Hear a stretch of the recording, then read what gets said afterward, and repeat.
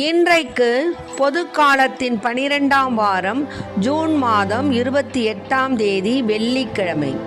இன்று புனித இரேனியூஸ் ஆயர் மறை சாட்சி அவர்களுடைய நினைவு விழா. இன்று தேவன் நமக்கு தரும் ஜீவ நீரூற்றான இறை வார்த்தைகள் திருப்பாடல் 137, இறை வார்த்தைகள் 1, 2, 3, 4, 5 மற்றும் 6 முடிய. நாம் அனைவரும் பாட வேண்டிய பதிலுரை பாடல். நான் உன்னை மறந்தால் என் நாவு என் உள்வாயில் ஒட்டி கொள்ளுமே. நான் உன்னை மறந்தால் என் நாவு என் உள்வாயில் ஒட்டி கொள்ளுமே. பாபிலோனின் ஆறுகள் அருகே அமர்ந்து நாங்கள் சீயோனை நினைத்து அழுதோம். அங்கிருந்த அலறி செடிகள் மீது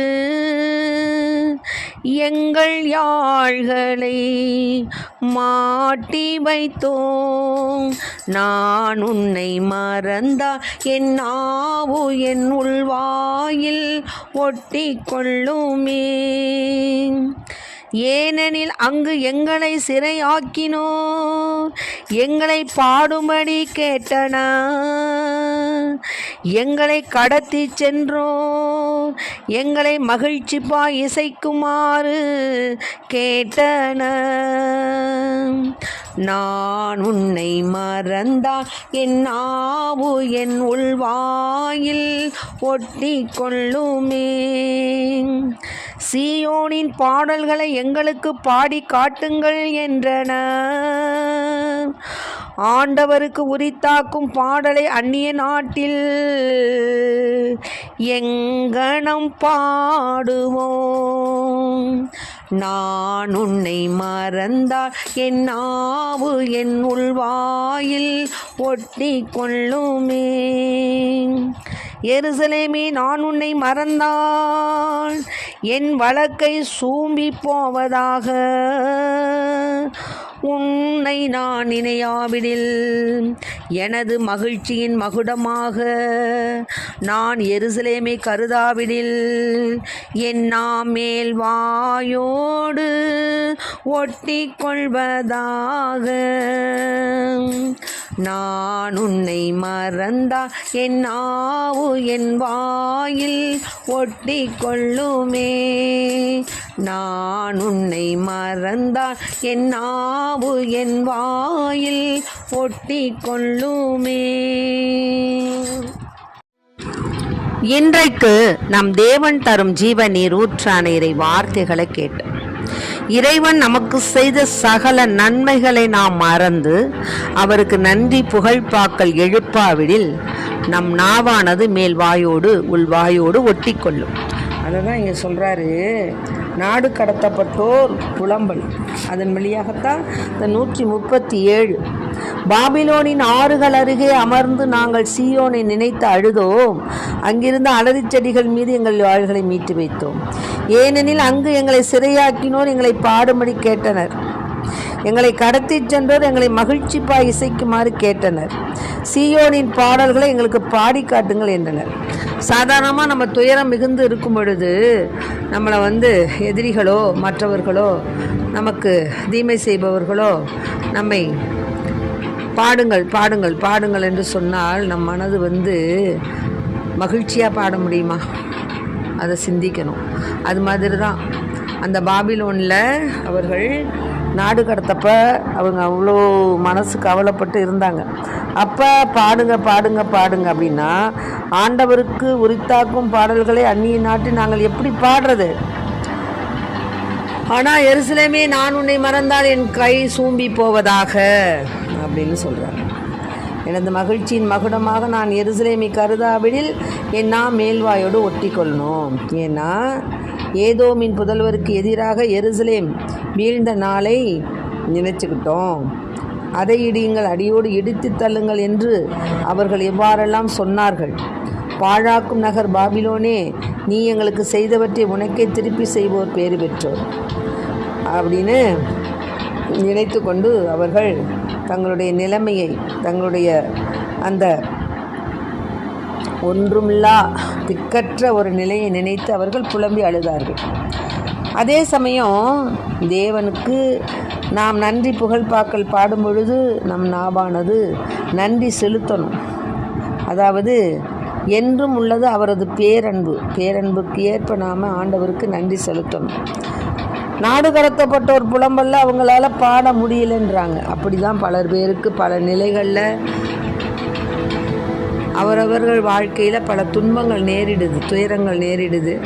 மருத்துவமனைக்கு போகிறாங்க, இன்னுமாக பலவிதமான வழக்குகள், இன்னும் பலவிதமான நஷ்டங்கள், கஷ்டங்கள், இவ்விதமாக பல வழிகளில் அவங்களுக்கு துன்பப்படுறாங்க. அப்படி துன்பப்படும் போது இறைவனுக்கு நாம் நன்றி புகழ்பாக்கள் பாடி இறைவனிடத்தில் சரணாகதி அடையணும். அதுதான் நமக்கு நல்லது.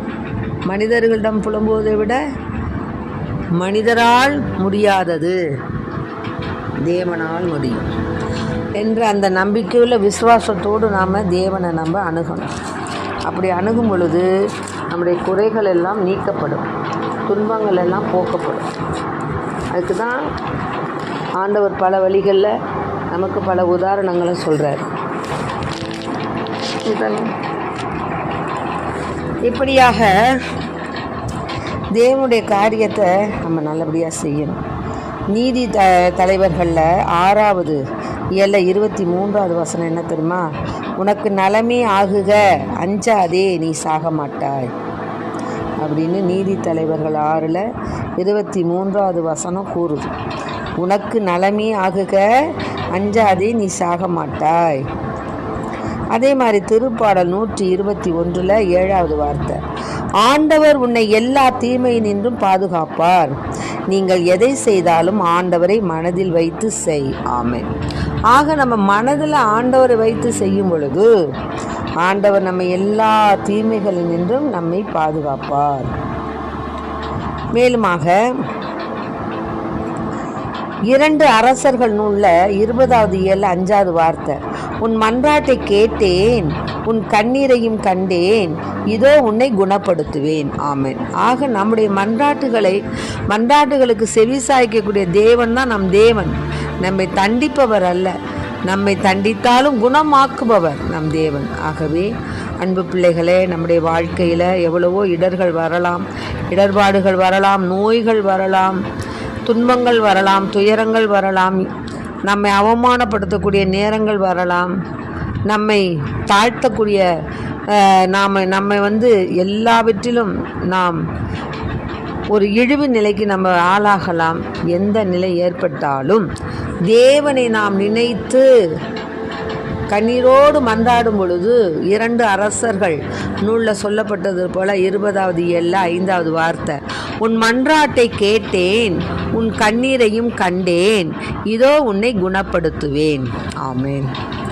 ஆக அன்பு பிள்ளைகளை, உங்களுடைய வாழ்க்கையில் துன்பங்கள் நேரத்தில் நாம் தேவனை நோக்கி கூப்பிட வேண்டும். அதான் எசாயாவில் 43:1வது வார்த்தை சொல்லுது, அஞ்சாதே, நான் உன்னை மீட்டு கொண்டேன், உன் பெயரை சொல்லி உன்னை அழைத்தேன், நீ எனக்கு உரியவன். ஆமென். ஆக அன்பு பிள்ளைகளே, எசாயாவில் சொல்லப்பட்டது போல் 43:1வது வார்த்தை, ஏசப்பா நம்ம கண்ணீரோடு மன்றாடும் பொழுது தேவன் நமக்கு தரக்கூடிய வாக்கு என்ன தெரியுங்களா? அஞ்சாதே, நான் உன்னை மீட்டு கொண்டேன், உன் பெயரை சொல்லி உன்னை அழைத்தேன், நீ எனக்கு உரியவன். நம்ம ஆண்டவருக்கு உரியவங்களாயிட்டா நமக்கு வரக்கூடிய அத்தனை இடர்பாடுகளை யார் சுமந்துக்குவா? ஆண்டவர் சுமந்துக்குவார். நமக்கு நல்லதே செய்வார். நம்மை தூய்மையாக்கி ஆண்டவருக்கு முன்னால் நம்ம நிற்கும் பொழுது ஆண்டவர் வியத்தகு செயல்கள் நமக்கு புரிவார்.